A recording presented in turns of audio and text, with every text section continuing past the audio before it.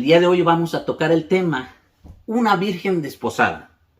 Y para esto vamos a referirnos a Mateo capítulo 1 y verso 18 y a Lucas capítulo 1 y verso 26.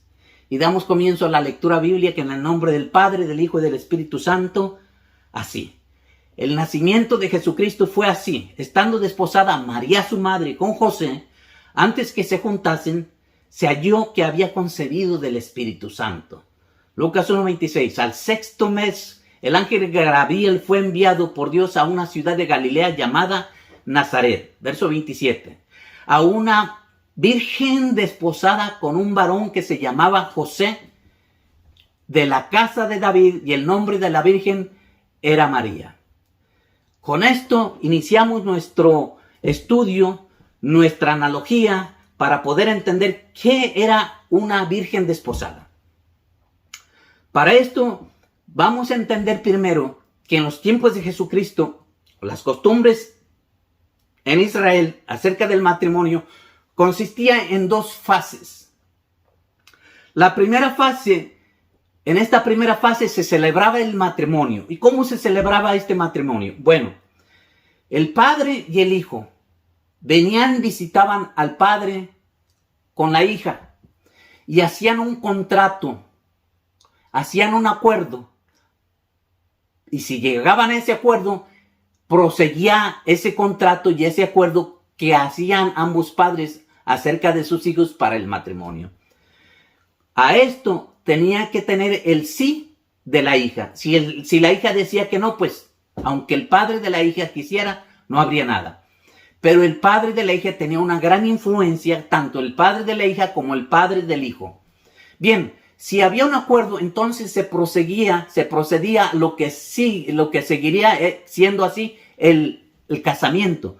Se celebraba el casamiento y en ese casamiento quedaban legalmente unidos en matrimonio. A esta fase se le llamaba desposados. Quedaban desposados ambos, el hombre y la mujer, que significa recién casados. En esta primera fase, el matrimonio no tenía unión conyugal, no intimidaban. Tenían que esperarse un tiempo hasta que llegara la segunda fase donde se celebraban las bodas. Una vez celebradas las bodas, entonces ellos se unían como hombre y mujer. Esto no significaba que durante la primera fase no es que no estuvieran casados, ya estaban casados. Incluso si querían separarse y dejarse uno con el otro, tendría que haber ocurrido un divorcio de acuerdo a la ley de Moisés. Para dar un énfasis poquito más profundo a esto, vamos a entender un poquito por qué José quiso abandonar a María. Mateo 1:19 dice: José, su marido, como era justo, no quería infamarla y quiso dejarla secretamente. ¿Por qué la quiso dejar secretamente? Porque María vino y le dijo: José, un ángel me visitó y me dijo que quedaría embarazada por obra del Espíritu Santo. Y cuando eso en la vida ocurre, si hoy ocurriera algo así, si hoy un muchacho se va a casar y antes de casarse nunca la ha tocado y de momento sale embarazada y le viene la muchacha y le dice: estoy embarazada por obra del Espíritu Santo, pues eso no ocurre, nunca ha ocurrido, no va a ocurrir. Sin embargo, en el plan perfecto de Dios, había esa selección de una mujer que ya anticipadamente el profeta Isaías en el capítulo 7 había profetizado que una virgen daría a luz un hijo y ese niño sería llamado Emmanuel, que significa Dios con nosotros. Sin embargo, José en su humanidad no pudo aceptar eso. Entendible, sí, muy entendible. Y quiso abandonarla secretamente. Había planeado dejarla porque era justo y no quería dañar la reputación de María, a quien él profundamente amaba, pero no podía aceptar el hecho de aceptar a una mujer que aparentemente le había sido infiel a él. Versículo 20, Mateo 1:20 dice: y pensando él en esto, he aquí un ángel del Señor le apareció en sueños y le dijo, José, hijo de David, no temas en recibir a María, tu mujer. Acuérdense, ya era su mujer. Por eso el ángel, no temas en recibir a María, tu mujer. Hago énfasis en eso. Porque lo que en ella es engendrado del Espíritu Santo es.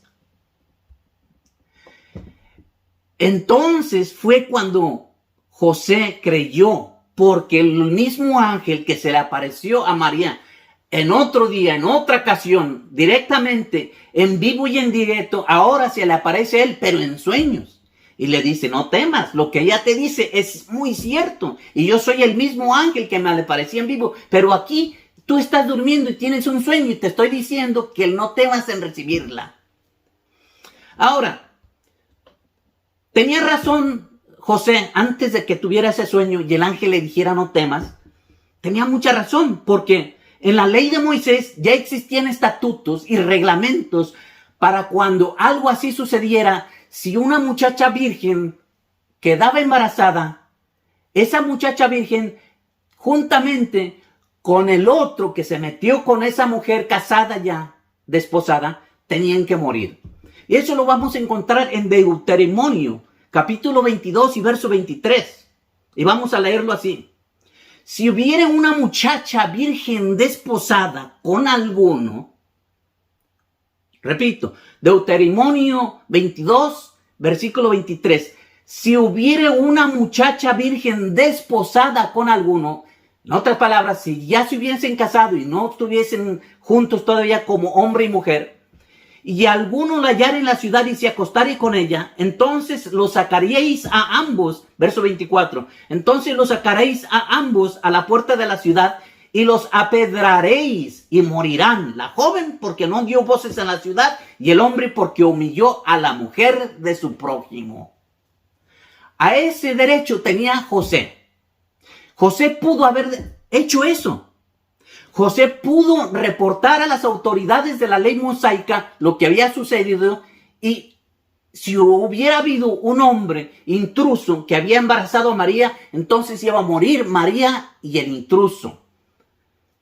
María por infiel y el intruso por haber humillado a la mujer de su prójimo.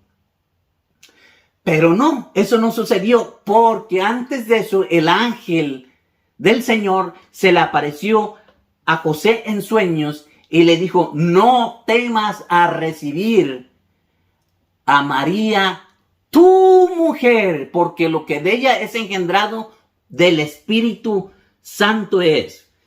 Entonces vamos a concluir esta enseñanza con Mateo capítulo 1 y verso 25, que dice así. Pero no la conoció hasta que dio a luz a su hijo primogénito y le puso por nombre Jesús.